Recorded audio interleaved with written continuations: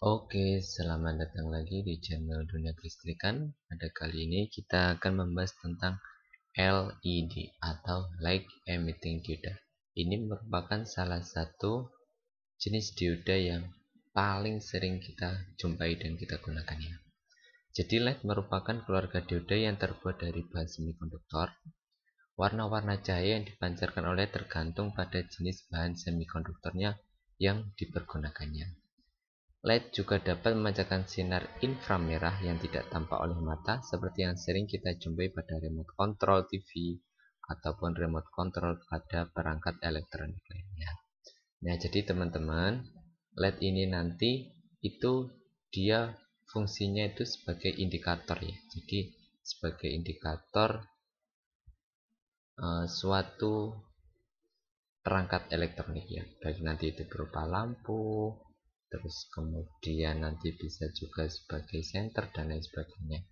Nah, untuk simbol LED itu sendiri seperti ini ya teman-teman, sama padanya simbol dioda yang lainnya, cuma terdapat tanda panah keluar. Ini menunjukkan dia memancarkan sinar ya.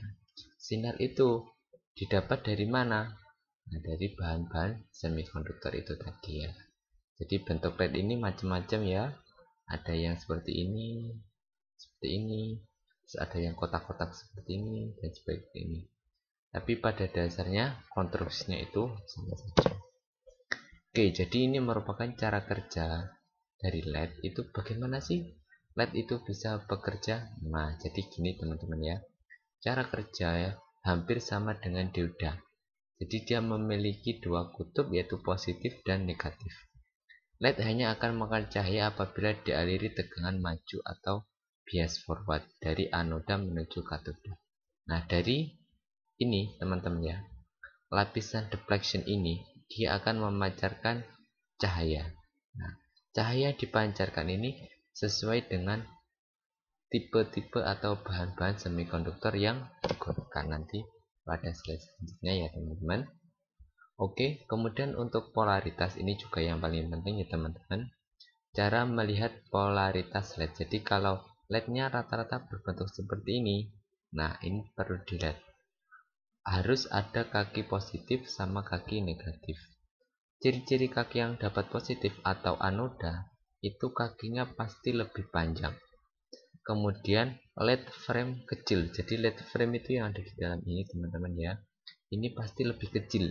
Nah, ini menunjukkan dia positif atau mendapatkan tegangan positif.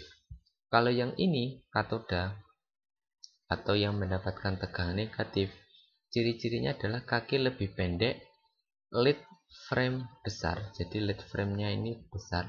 Nah, yang ada di dalam tengah ini kalau teman-teman lihat, apalagi yang bening itu pasti kelihatan. Itu kalau lead frame-nya besar itu menunjukkan negatif atau katoda. Terletak di sisi yang flat. Jadi di sini nah, biasanya ciri-cirinya seperti ini teman-teman ya. Ada yang flat, ada yang memang bundar lurus. Tapi kalau yang flat ini berarti dia menunjukkan yang negatif. Oke, selanjutnya, nah ini dari teman-teman ya. Karakteristik LED. Jadi ada yang merah, merah terang, kuning, hijau, biru, merah, merah. Nah, jadi ini menunjukkan tegangan atau arus maksimal yang dibutuhkan oleh suatu LED dalam memancarkan cahaya. Jadi teman-teman harus juga mengetahui. Nah, suatu LED itu ketika dipasang secara langsung menggunakan baterai, itu memiliki potensi yang dapat menyebabkan LED itu putus. Karena apa? Karena kelebihan tegangan. Ya, jadi kayak baterai 9 volt, terus 12 volt yang di aki itu kan umumnya pakai 12 volt ya teman-teman. Nah, untuk agar LED ini tidak putus dibutuhkanlah suatu R atau hambatan. Nah, jadi setiap karakteristik warna LED itu memiliki tegangan FL atau tegangan jatuh itu yang berbeda-beda. Jadi tegangan pada LED yang masuk ke LED itu berbeda-beda ya teman-teman.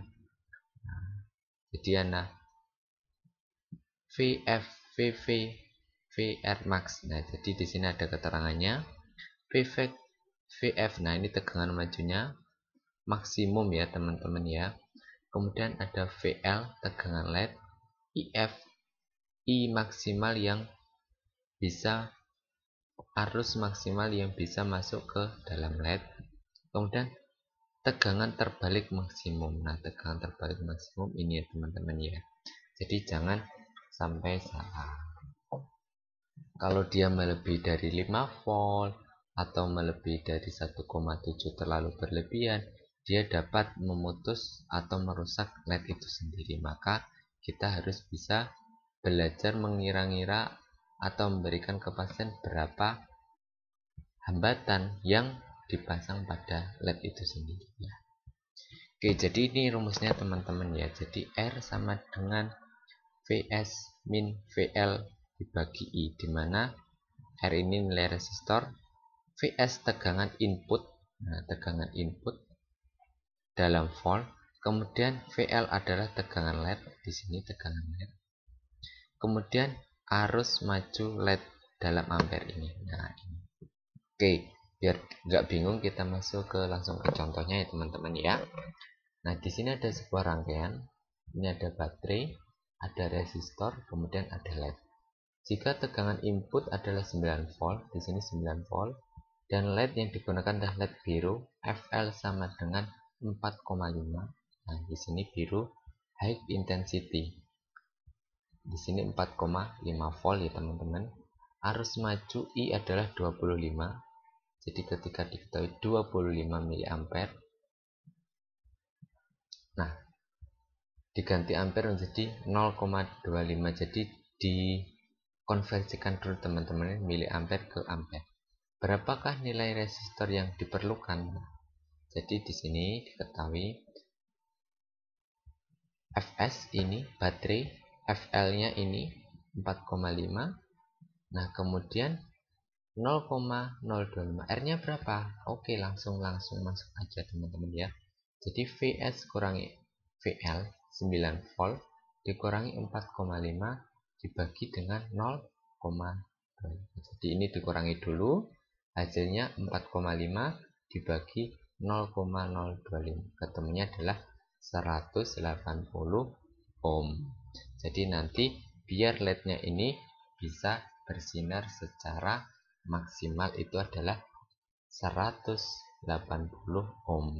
Jadi LED nanti akan bekerja secara maksimal dan tidak akan terlalu cepat panas. Kalau R-nya terlalu besar, maka dia arus yang akan mengalir juga akan semakin kecil ya teman-teman ya. Kalau arusnya terlalu besar, maka dapat merusak dari LED itu sendiri. Oke, ini ada pertanyaan, Pak, di sini kok miliampernya berbeda? Nah, ini IF max ya teman-teman ya. Jadi IF max itu kita masukkan adalah 30 mA. Kalau di bawahnya apakah bisa? Bisa. Jadi dia nanti tidak akan bekerja secara maksimal biar LED-nya. Jadi dibuat 25 mA. Kalau mau 35 ampere boleh juga. Tapi kalau lebih dari itu saya sarankan tidak ya teman-teman, nanti dapat merusak LED itu sendiri. Oke, kita langsung masuk ke simulasinya teman-teman ya. Oke. Nah, di sini saya ada dua bola LED. Nah, di sini.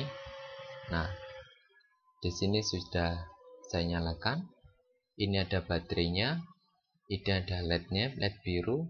Kemudian ini ada R-nya ya teman-teman ya, atau resistornya. Oke, kita nyalakan. Nah, dia bisa lebih terang.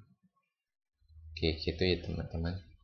Nah, jadi dia harus sesuai R-nya.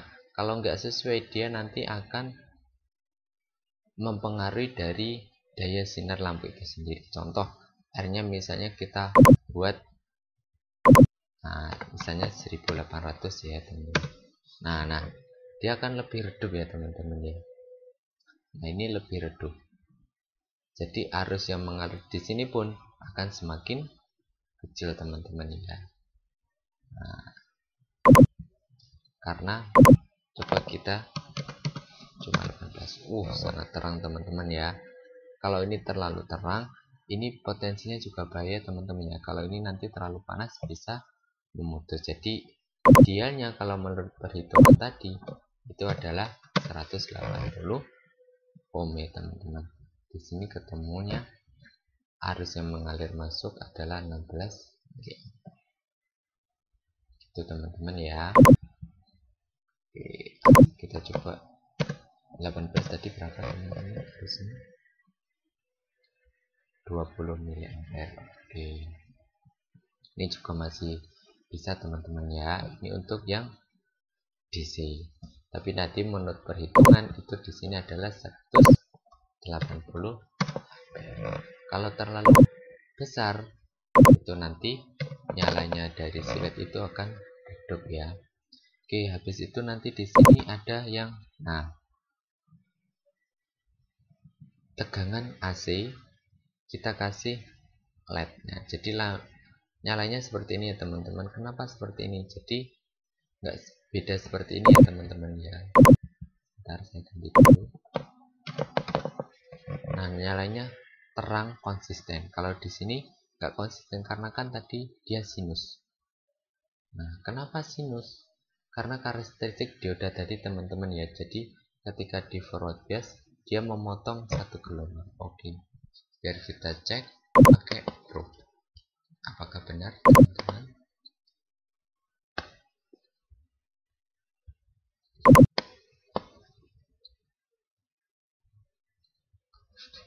Sebentar.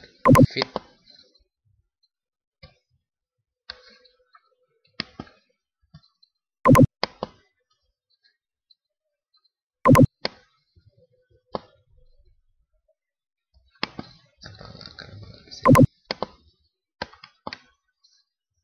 Oke teman-teman ya. Nah, ini udah kelihatan teman-teman ya. Jadi dia bentuknya sinus gini teman-teman ya. Kepotong-kepotong. Nah, jadi dia kepotong-kepotong, jadi setengah gelombang. Kalau ini saya tambahkan LED lagi teman-teman ya, dia pasti nanti akan bergantian nyala. Oke, kita coba ya teman-teman ya. Tapi posisinya kita balik, jadi berlawanan. Kan dia arahnya gelombang.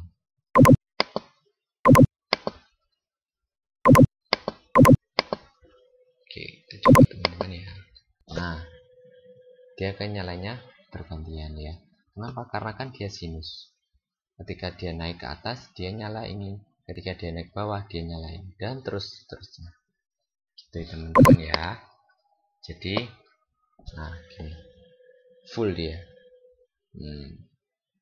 nyalanya sesuai dengan sinusnya. Kalau ketika dia atas berarti nyala yang ini, ketika yang di bawah nyalain, terus begitu. Nah, jadi berbeda dengan ini yang konsisten ya teman-teman, maka antara DC dan AC. Oke, cukup itu sekian dari saya tentang LED ya, cara pemasangan dan juga menghitung berapa besar hambatan. Oke, terima kasih.